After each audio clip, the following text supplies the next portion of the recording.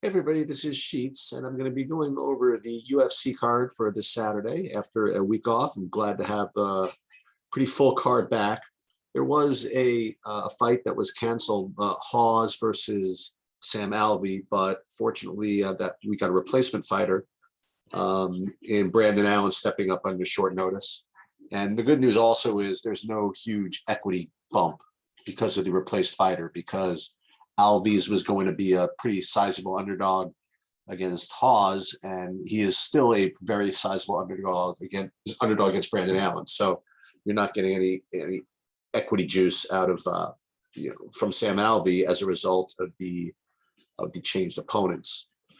So from a quality perspective, it's not top pay-per-view type talent, but there are some really good fights, and we're going to break them down from a DFS perspective. And one thing I've noticed in this particular card is you don't have a lot of quote unquote grappling experts.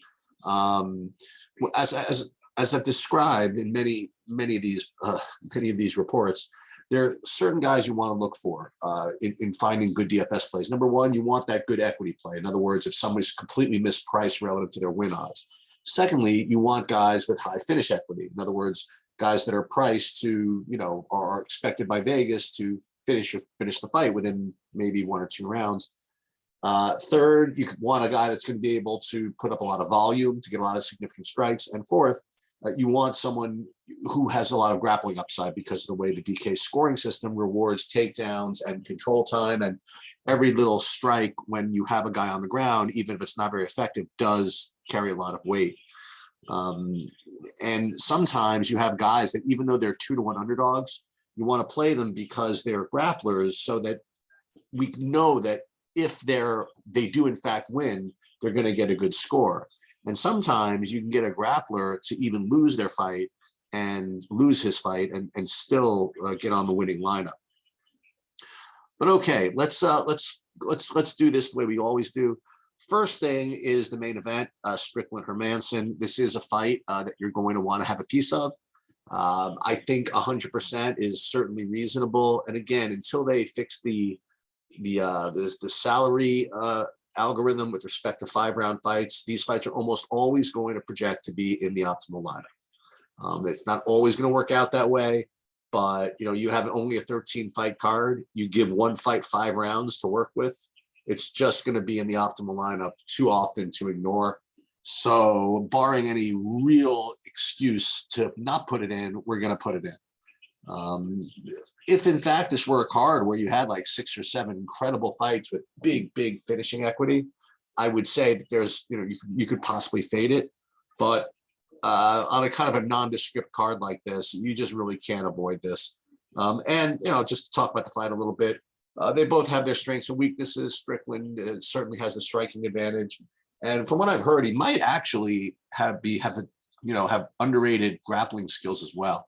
Hermansson is more of a grappler, so you'd like to think that if he won, it would be because he was able to get those takedowns. But another thing is that even if he loses, if he gets a couple of takedowns over the course of the 5 rounds, if he loses a decision, he very well could be in the optimal. So this actually could be a fight that you can stack even in GPPs and get there. Only because the rest of the card is just, there are a couple of good spots, but there's not a zillion of them. I'm probably not going to stack these guys in GPPs. Maybe one lineup out of 20 just for funsies, but it's usually not a great idea. This particular card, it might be okay because again, the rest of the card is not exactly just it doesn't really look like that many fireworks, but just keep that in mind. So anyway, you do want to play this main event, Strickland Hermansson. The next thing I want to do is just kind of go over these fights kind of one by one from a perspective of finishing upside and things like that. And so let's just start with Gordon Bondar. And I'm looking at the UFC best fight odds here. What you're looking for is a inside the distance prop where it's hopefully close to a 2-to-1 favorite to finish inside the distance. That's really what you're looking for. And Gordon Bondar is not that bad. If fight doesn't go to a decision, is minus 175. So this is actually not that bad. The thing that you need to notice though is that when you drill down into these inside the distance props, almost all of it is due to Bondar. Like you have Bondar specifically when inside the distance is about a picker. So that's a pretty good deal. So I think that Bondar is certainly in play. I think priority, I don't know. He's certainly one of a small handful of really, really good plays.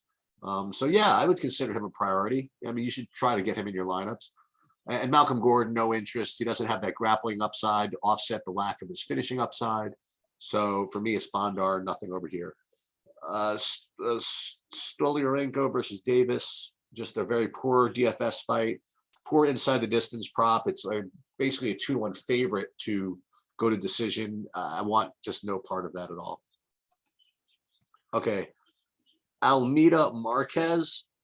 This is, unfortunately, Almeida is an elite play here. Again, partially because of the way DraftKings needs to salary these fighters.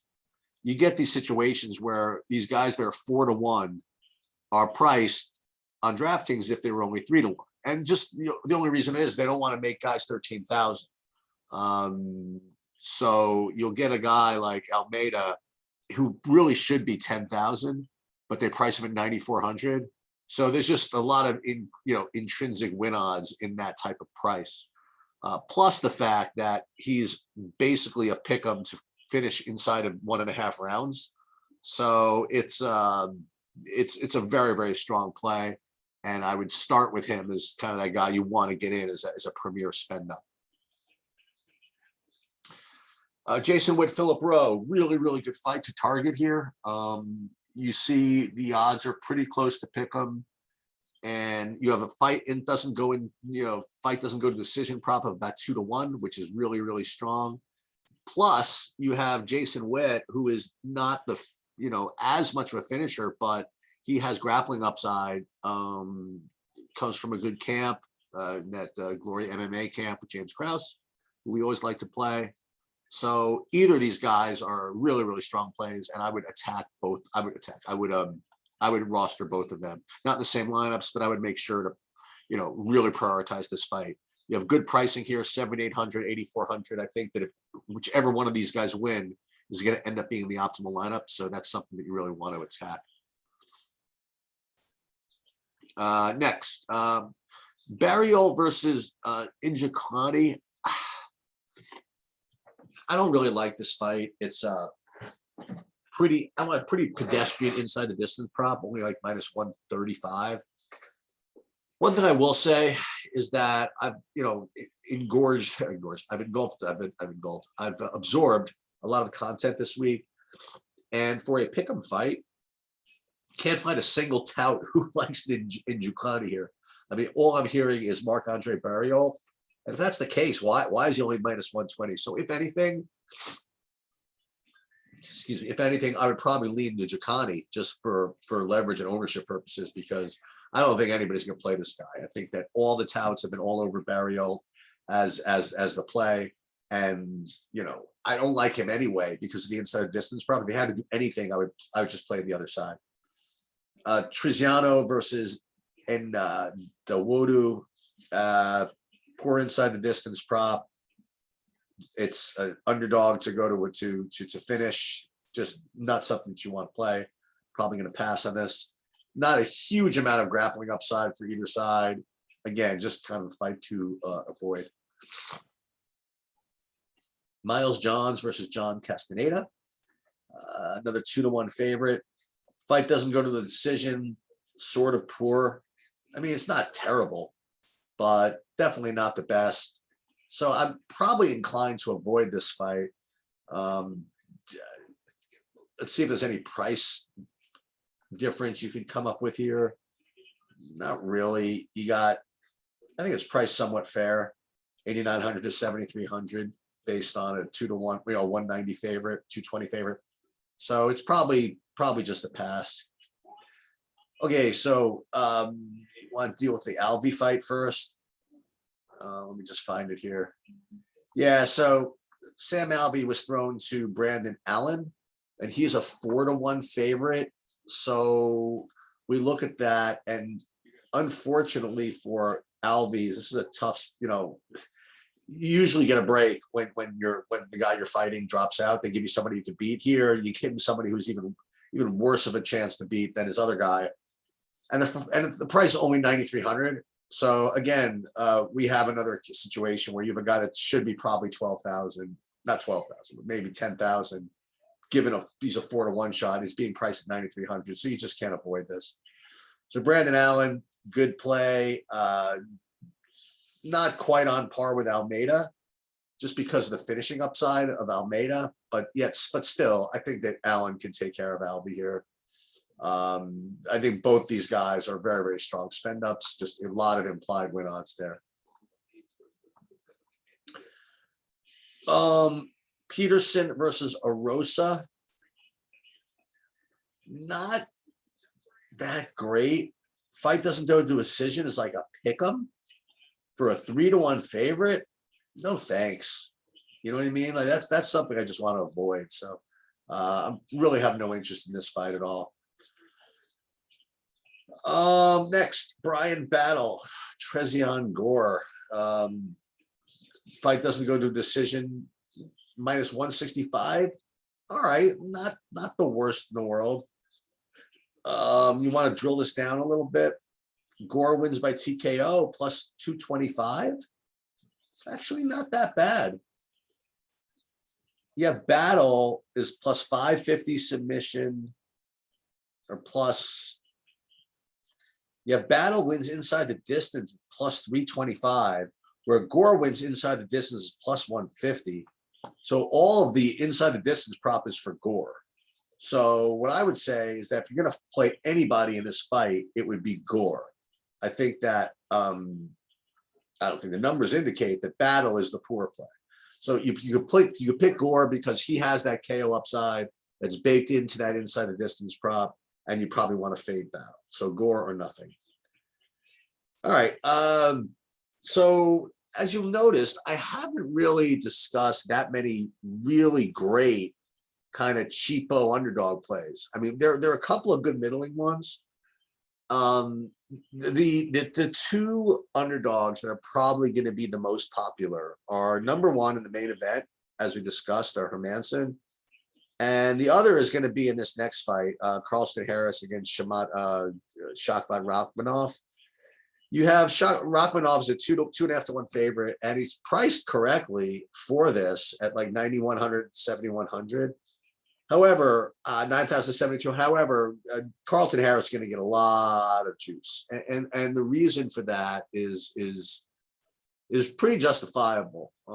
First of all, people just saw his last fight, and at 7,300, he was a similar underdog, and he won in the very first round against Impa Kasagne, and he was pretty popular then too. I mean, he was, all the sharp players had Carlston Harris, and the reason why is that he had a reputation for getting a lot of takedowns.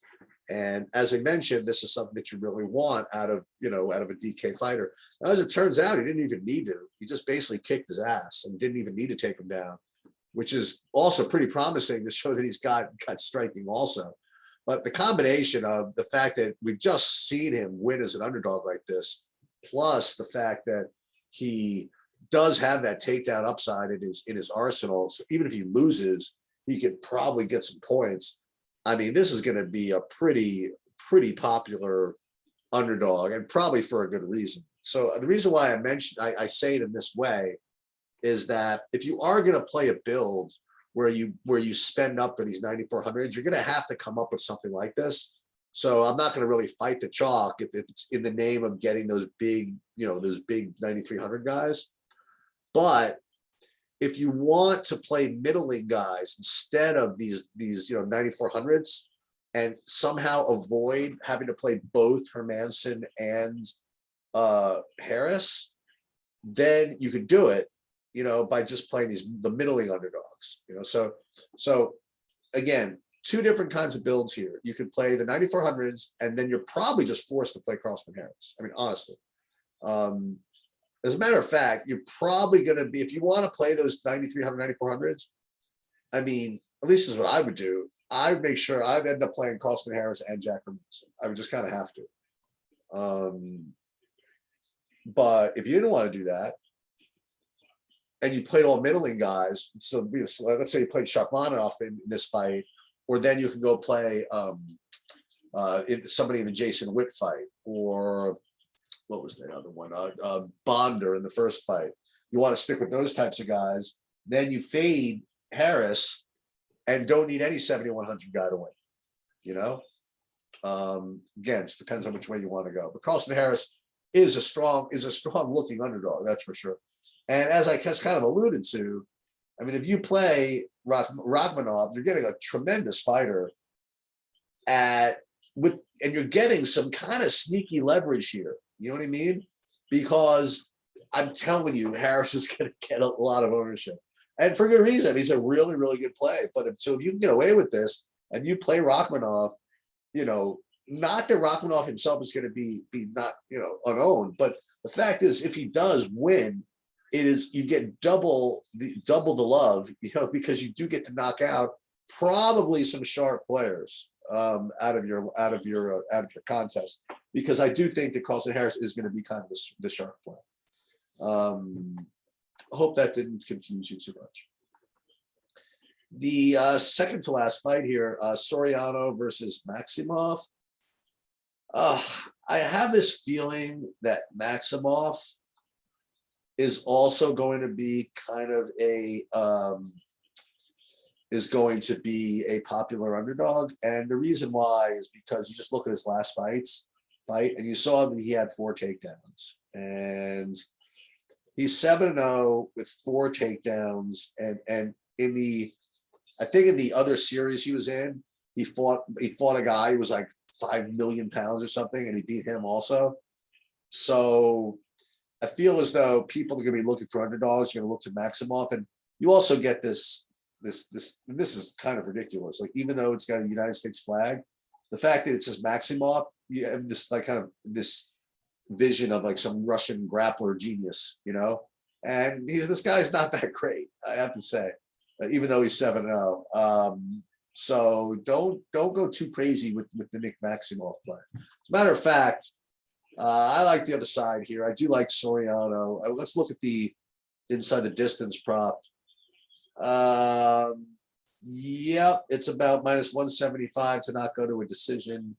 And I would think almost all of that is from Maximoff. Not Maximoff, is from Soriano winning. Yeah. Soriano is it's plus 125 to win by TKO. I mean, that's that's really strong. So I think that Soriano is a very, very strong play here. And we already talked about the main event. So let's review here. So there were two kind of classes of plays here as far as favorites go. You had like kind of the sort of the locks, which were the 29400s, the Brandon Allen and the Almeida. And if you played those, you're probably going to have to play Carlson Harris, which isn't terrible, but you just will. And you might end up having to play Maximoff, where you don't really want to. And you will certainly not be able to play Strickland in the main, because you're going to probably want to play Hermanson in that type of build.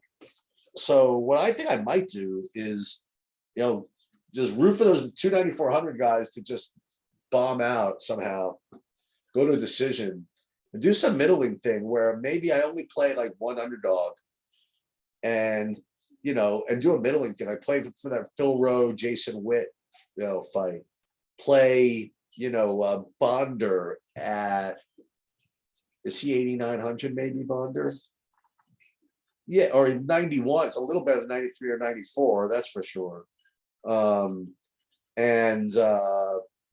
maybe try to avoid the big 93, 9400 guys. But you'll see as you build lineups, it's not exactly that easy to do. But I mean, think about it. If you let me just build one of these just for the hell let's not play Gore. Let's not play Almeida. Let's not play Allen. Let's just build it out of these other guys that we talked about. Let's just see. I can't completely fill it out, but well, let's forget Bonder for a second. Let's go Phil Rowe, because that was a key fight. Let's go with not the Al Gore, which is the Trezeon Gore. And then let's play Rachmaninoff. Not quite get up to him. And let's play Strickland, So if we do this, probably gonna have to play. Well, probably have to play Jason Witt instead of Rowe if we did this, right? But you could still do this because you could almost without even playing a single one of those 7100s. What you would end up having to do is end up having to play Hermanson, which is fine, and then you could do something like this, for example. So you probably are going to play 2 underdogs, but at least you won't have to play Carlston Harris. Now I don't want to shit on Carlston Harris. I do think it's a good play, but this is just another way to build. That's pretty much all I have for this slate. Hope we don't lose any fights between now and then, and good luck.